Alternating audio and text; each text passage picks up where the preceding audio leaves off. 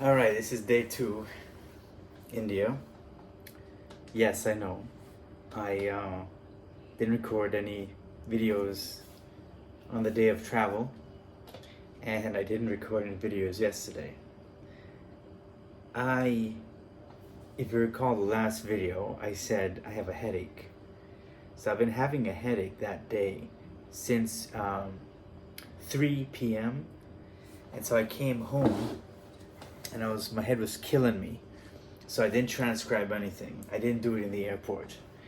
In the airport, I was feeling fine until I was standing in the passport checkout line, the passport desk. And I just started to feel bad. My head was killing me. And I was tired. And, I still had these flights to go through. And I was exhausted. And, I said, whatever, it's nothing. I just need to eat something.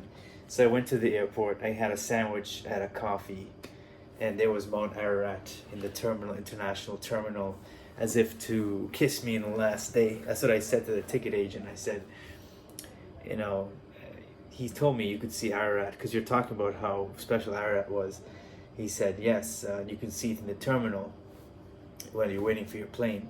It was a bad day. It was a foggy day, so I didn't really take a picture or video because you couldn't see it. It was just too, I don't want to say foggy, but it wasn't gonna happen. So yeah, I didn't take any pictures of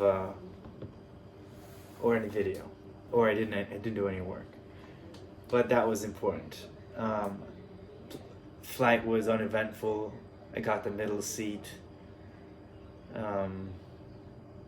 which I don't particularly like. I'd rather the aisle or the window. The time in Dubai, in the airport, it was all fast food. It was all fast food in one Indian place or Nepalese place. And, I was exhausted. I was feeling tired.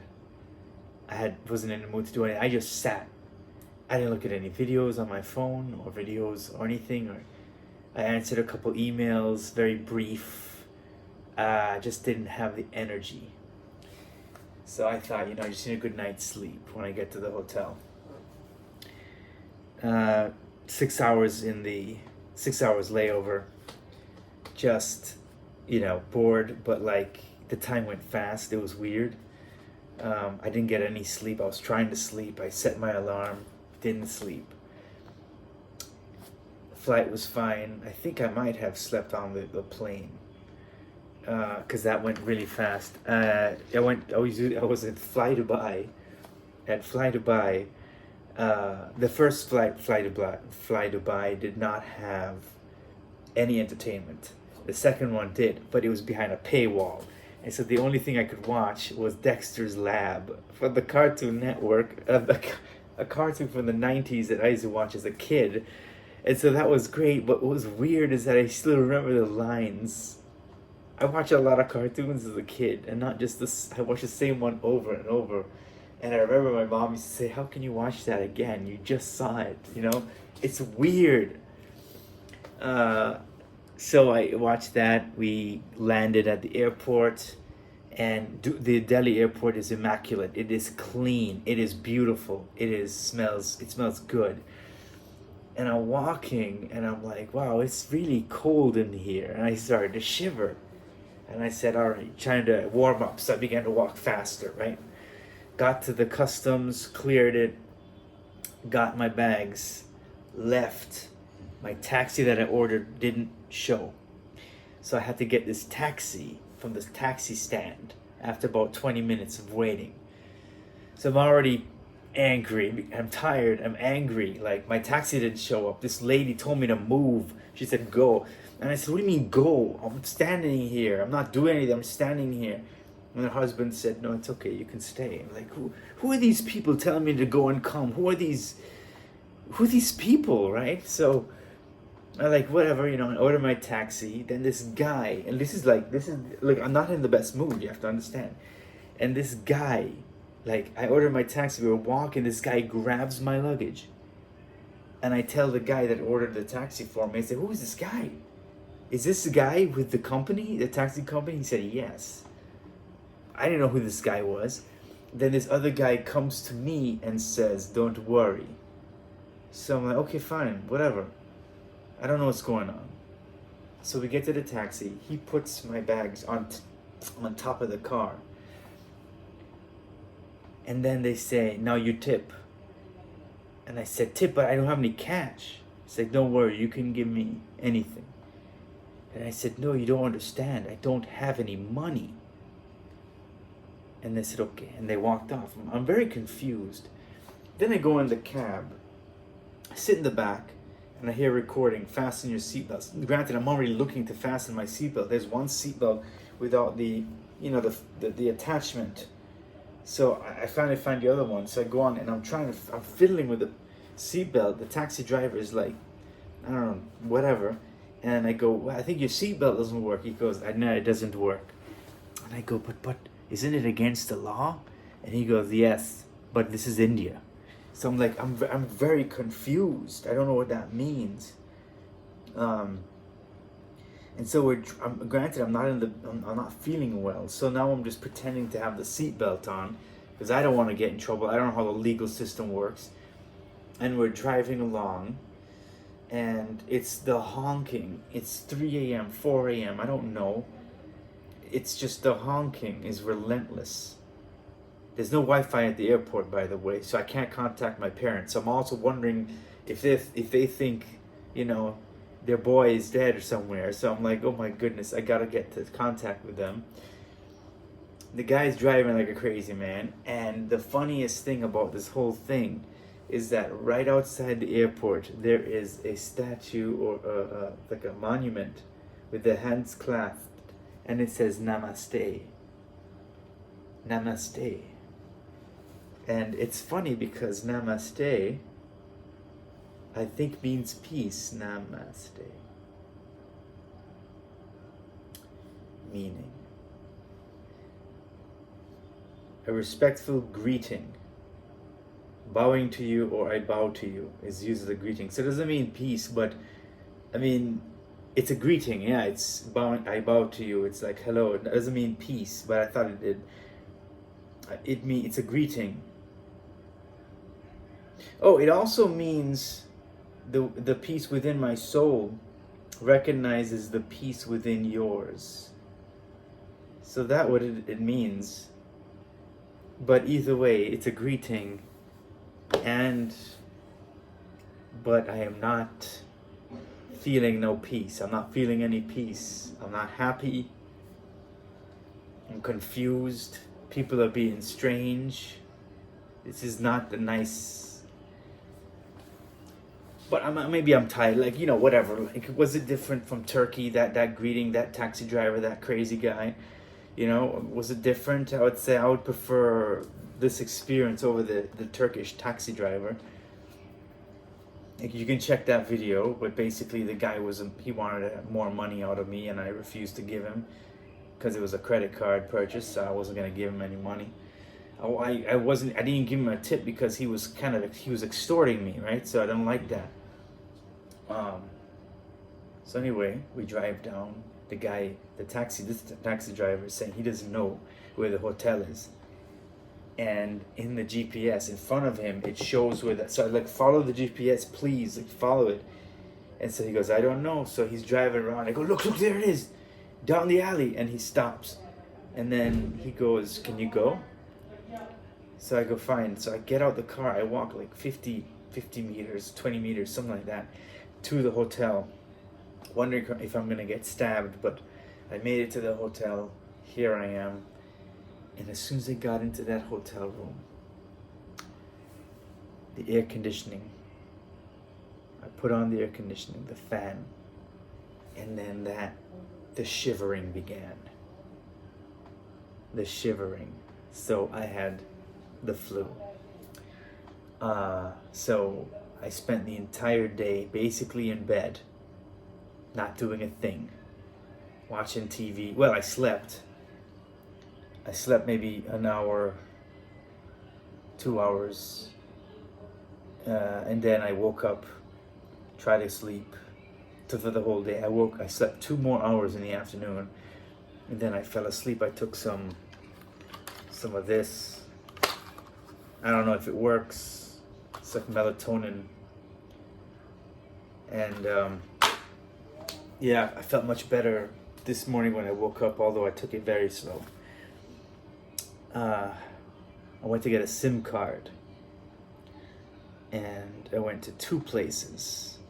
They don't give you a SIM card if you don't live in the country. So they told me to go to this little booth.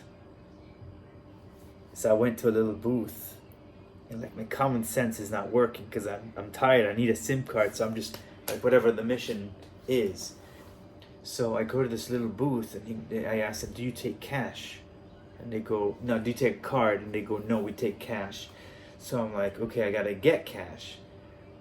But like the big places, Vodafone didn't allow me to get a SIM card. So why would I go to a little place to get a SIM card? I started to think, is this legal? So I don't think I'm gonna get a SIM card.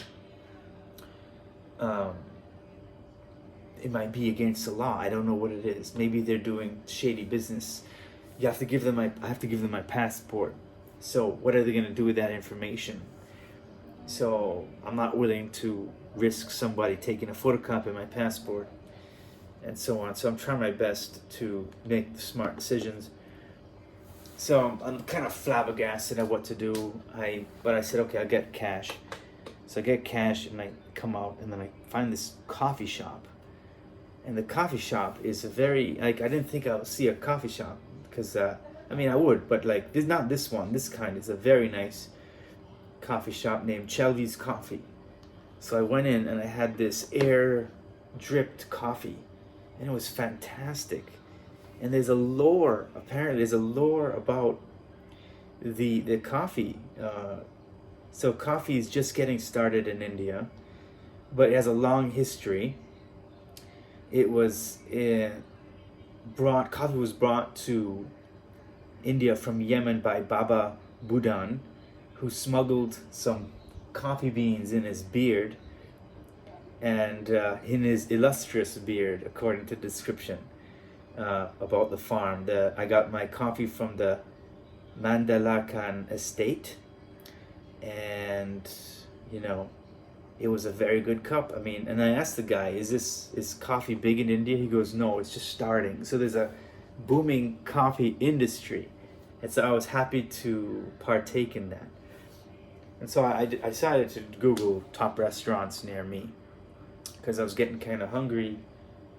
and also kind of bored, and I needed to get something done because I just had the whole hotel. Like yesterday, I was in the hotel room, just sick, and so I found this place called. It's one of the best restaurants in the world, apparently. It's called GT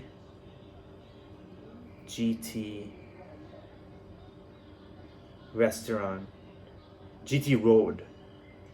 And GT Road is like famous.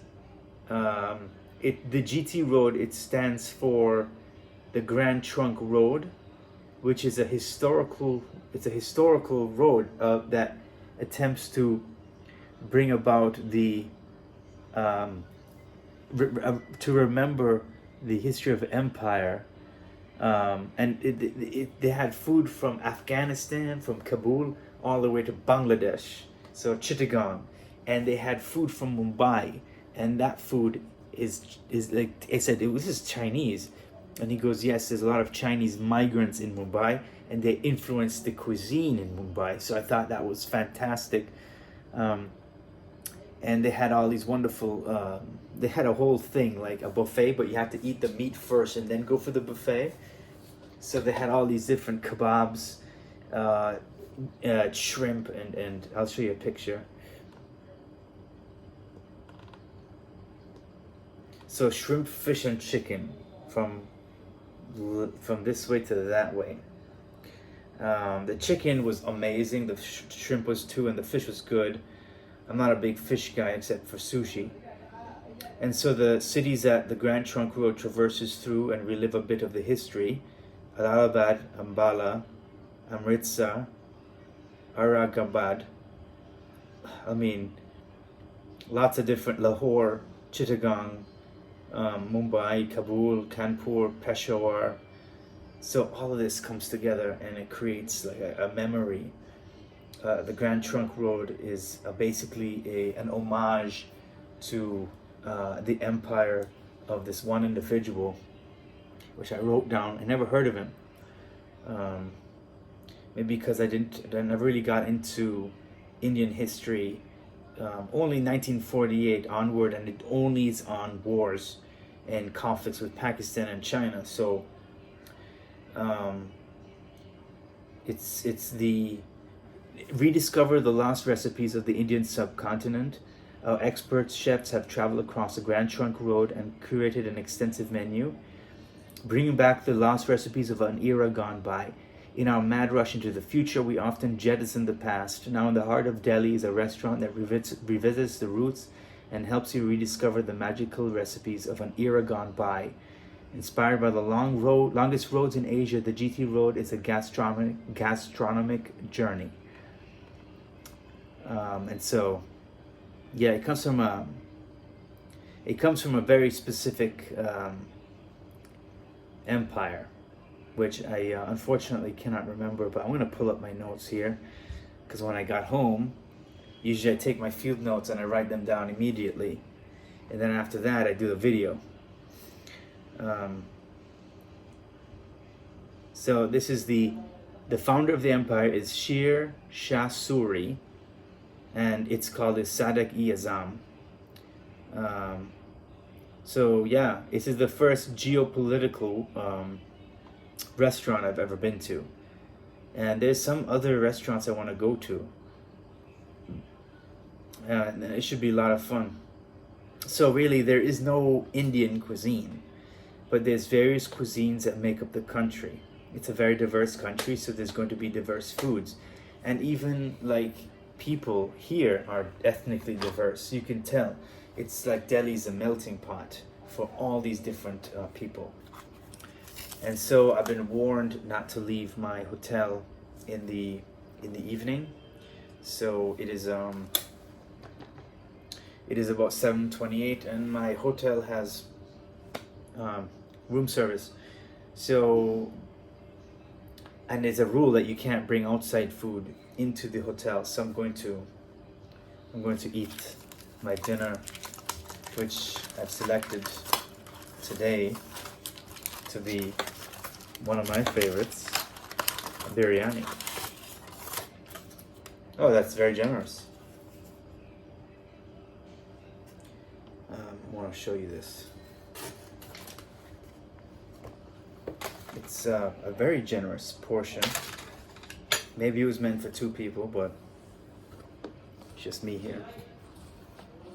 Can I flip this around? Let's see. No, I can't, so I'm gonna have to. That's it right there. Showing you a bit of leg there, my apologies.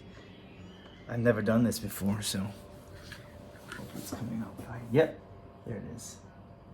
It's nice. So I only have a serving spoon. I'm gonna get a regular spoon. So biryani is one of the first Indian foods I've ever tried. When I first went to Canada. There was a place at the University of York called Indian Flavor. You know what's interesting?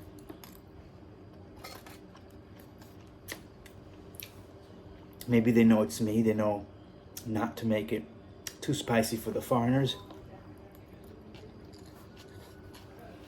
But everything I've had has not been that spicy.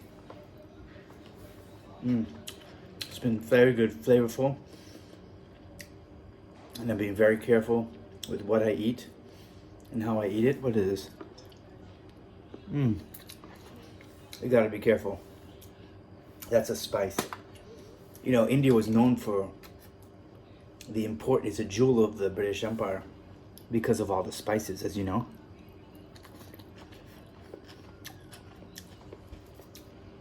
People say that British food is bland, but it's very good. And every country in the world benefited from India's spices.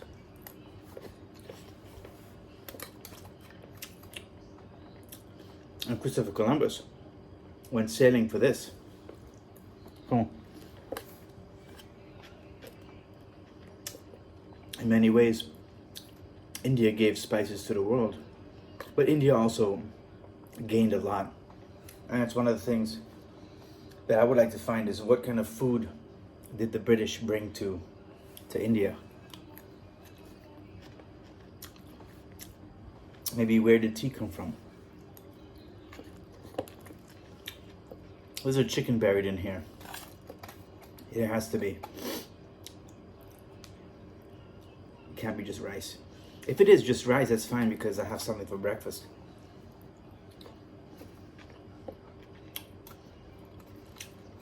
There it is. There's the chicken. Let's have a drop bite.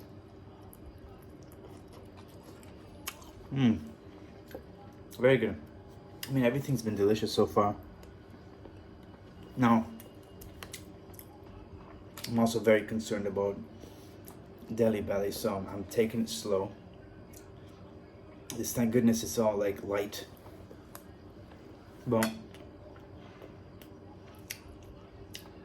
if I do get sick, I just have to drag myself to get medicine. If the room service doesn't help.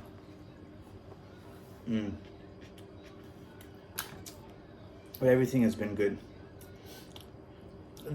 The walk was difficult. I gotta tell you, the walk to downtown, to the place where I went for the coffee and for the SIM card, that was extremely, I mean, the amount of people stepping over each other, the tuk-tuks, the honking, the drivers don't care about you. They, even though you're crossing at the crosswalk, your life, they see you coming, they see you walking, and they just can't wait to get you, you know, and they blow the horn. And there's a funny thing is that as I was coming from the airport, I saw a sign, no unnecessary honking. And to me, that's funny. It's like having the recording, please fasten your safety belts, in a car that has no safety belts. It's like there's regulations, there are rules, but the extent to which those rules are followed, that's another story. Now, I'm not saying that they don't follow rules, I'm just saying that why have a rule? Is it to try to encourage the right behavior? I think that's what laws have become.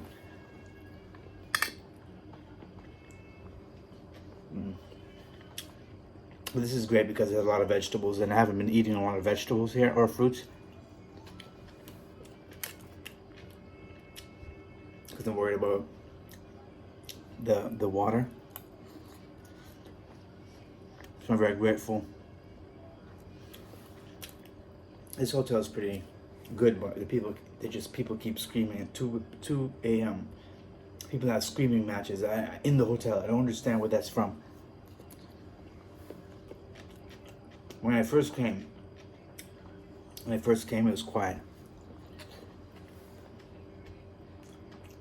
in the hotel, but outside, my God,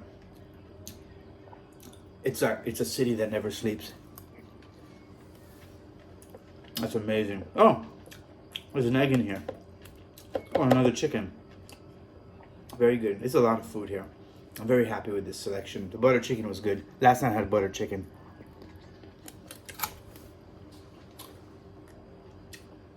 I gotta clean up. I can't leave anything for... There's 2 cockroaches. I killed 2 cockroaches already. I mean, that's life, right? I mean, that's how it is. I'm not gonna... I don't care. I mean, if it's cockroaches, it's fine. No big deal. Anyway.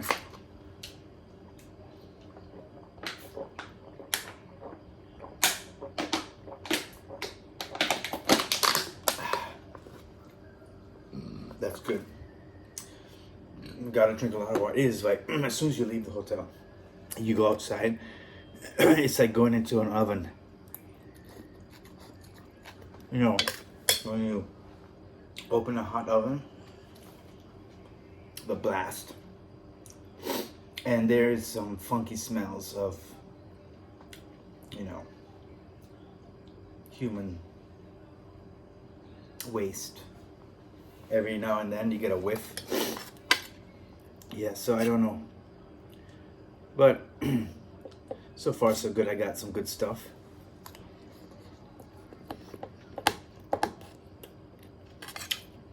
So I'll keep digging. And I emailed my contacts, so hopefully I'll get some appointments. Alright. Well, this was a long one because I had to catch up. I had to catch up to a lot of things, but yeah, I mean, I was sick. And I haven't had the flu since COVID. I haven't been sick since COVID, so this is a rapid recovery. It just took me, it was 1 day of feeling bad. Actually, 2 days of feeling bad and 1 day of fever.